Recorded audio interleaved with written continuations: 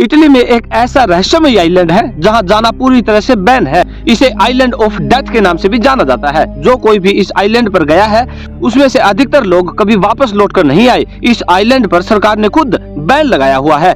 इसके पीछे एक बेहद ही डरावनी कहानी है। चलिए जानते हैं इस रहस्यमय आइलैंड के बारे में।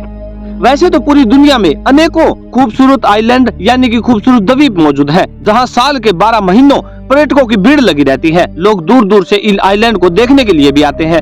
लेकिन एक ऐसा भी आइलैंड धरती पर मौजूद है जहां पर आप चाहकर भी जा नहीं सकते, क्योंकि इस देश की सरकार ने खुद यहां पर इसको बैन किया हुआ है। सरकार का मानना है कि इस आइलैंड पर बेहद ही खतरनाक चीजें और यहाँ पर असाधारण गतिविधियों की अनुभूति होती है।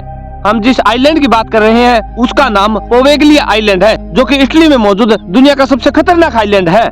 यह खतरनाक द्वीप इटली के वेनिस और लिडो शहर के बीच में वेनेटियन घाटी में स्थित है, जिसे एक छोटी सी नहर 2 भागों में विभाजित करती है। किसी जमाने में यह खूबसूरत आइलैंड हुआ करता था। किसी जमाने में यह खूबसूरत द्वीप लोगों के घूमने फिरने के लिए पसंदीदा टूरिस्ट स्पॉट था। लेकिन फिर कुछ ऐसा हुआ कि अब इस आइलैंड पर किसी को भी जाने की इजाजत नहीं है। कहा जाता है कि पोवेगलिया द्वीप के रात से अगर कोई पर्दा उठाने के लिए यहाँ पर कोई गया है तो वो वापस कभी लौटकर नहीं आया। दरअसल बात है 16वीं शताब्दी की, जब इटली में प्लेग नामक बीमारी बड़ी तेजी से फैल रही थी, जिसके कारण इटली में कई लोग इस बीमारी के चपेट में आकर या तो वो मर गए थे या फिर मरने की कगार तक पहुंच चुके थे।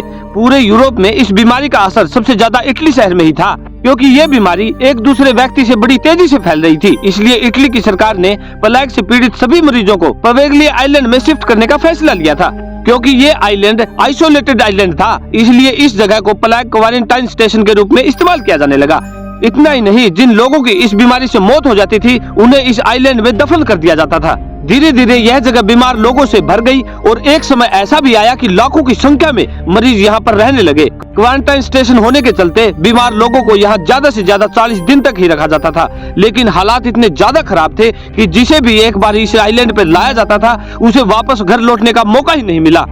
इस द्वीप पर मरीजों की इतनी ज्यादा भीड़ हो गई थी कि सरकार ने इस आइलैंड पर एक साथ 1,60,000 लोगों को जिंदा जला दिया था, ताकि यहाँ बढ़ रही बीमार लोगों की भीड़ को कम किया जा सके। प्लेग के विनाशकारी तांडव के कुछ समय बाद ही काला बुखार नामक बीमारी ने एक बार फिर इस देश में दस्तक दी और फिर एक बार इटली को लाइलाज बीमारी से जूझना पड़ा। प्लेग की ही तरह इटली में काला बुखार का भी कोई इलाज नहीं था। अनेक लोगों की इस बीमारी से जान जाने लगी, जिसके चलते बीमारी से मरने वाले लोगों की डेड बॉडी को भी पोवेगलिया आइलैंड में यूं ही लाकर छोड़ दिया जाता। उसके बाद तो लाशों के यहाँ पर ढेर नजर आने लगे। उनको ना तो जलाया गया और ना ही दफनाया गया। इस आइलैंड पर हर तरफ लाशों के ढेर नजर आ रहे थे, जिसके कारण यह जगह धरती की सबसे नरक जगह बन गई थी। लाखों लोगों की मौत के गवाह रहे इस द्वीप पर सन 1922 में सरकार ने एक मेंटल हॉस्पिटल बनाया और फिर यहीं से शुरू हुआ इस आइलैंड पर भूतिया घटनाओं का घटित होने का सिलसिला। इस हॉस्पिटल में रहने वाले स्टाफ और मरीजों ने दावा किया कि उन्होंने इस आइलैंड पर कई भूतों और आत्माओं को महसूस किया है। इस आइलैंड को पैरानॉर्मल दृष्टिकोण से इतना ज्यादा खतरनाक बताया जाने लगा कि यहाँ के लोग दावा करने लगे कि रात के समय इस आइलैंड में जिंदा और मुर्दा लोगों में फर्क कर पाना मुश्किल हो गया था। यहाँ पर रहने वाले डॉक्टर्स ने बताया है कि रात के समय यहाँ डरावनी आवाजें आना बिल्कुल आम बात हो गई थी और तो और यहाँ पर भटक रही आत्माएं बीमार मरीजों को अपनी चपेट में ले रही थी। डॉक्टर्स के लिए यह समझना मुश्किल हो गया था कि कोई व्यक्ति दिमागी रूप से बीमार है या फिर उस पर किसी प्रेत आत्मा का साया हो गया है। इसी बीच कई डॉक्टर्स और मरीजों की रहस्यमय तरीके से मौत होने लगी, इसलिए इस मेंटल हॉस्पिटल को जल्द ही बंद कर दिया गया। लेकिन उसके बाद कई लोग इस रहस्य का पता लगाने के लिए वहां पर जाने लगे। लेकिन जो भी लोग इस आइलैंड पर गया है उनमें से अधिकांश लोग कभी वापस लौटकर नहीं आए। लेकिन जो भी चंद लोग वापस लौटकर आए थे उन्होंने बस यही कहा कि यह आइलैंड हमारी दुनिया में जीता जागता एक नरक है। यहाँ पर कोई अगर इंसान जाता है तो वो अपनी मर्जी से जाता है, लेकिन उनका वापस लौटना उन आत्माओं के रहम और कर्म के ऊपर निर्भर करता है जो इस आइलैंड पर राज करती है।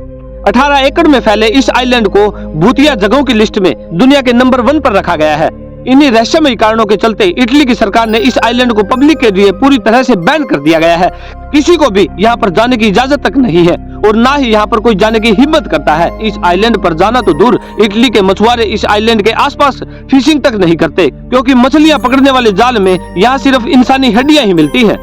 उसके बाद सरकार की परमिशन के बाद ब्रिटिश रिसर्च 40 वर्षीय मैट नादिन और 54 वर्षीय एंडी थॉम्पसन ने हाल ही में इस आइलैंड का दौरा किया था। उन्होंने इस आइलैंड की कुछ वीडियो और तस्वीरें वायरल की है। इनमें उस मेंटल हॉस्पिटल में रखी सभी चीजों को दिखाया गया है जिसका इस्तेमाल डॉक्टर्स करते थे। उस कंटेनर्स को भी दिखाया गया है जिसके बारे में कहा जाता है कि इसका इस्तेमाल शवों को जलाने के लिए किया जाता था।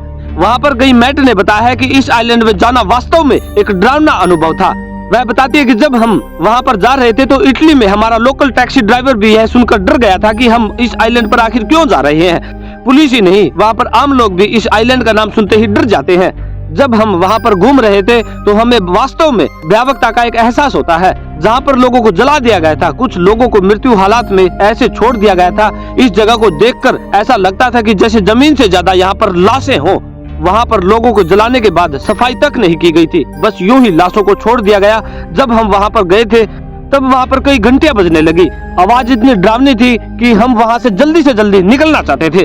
वह आगे बताते हैं कि यहाँ पर इतने सालों से कोई नहीं गया, इसलिए हर जगह पर पेड़ पौधे और बेल ही बेल नजर आती थी।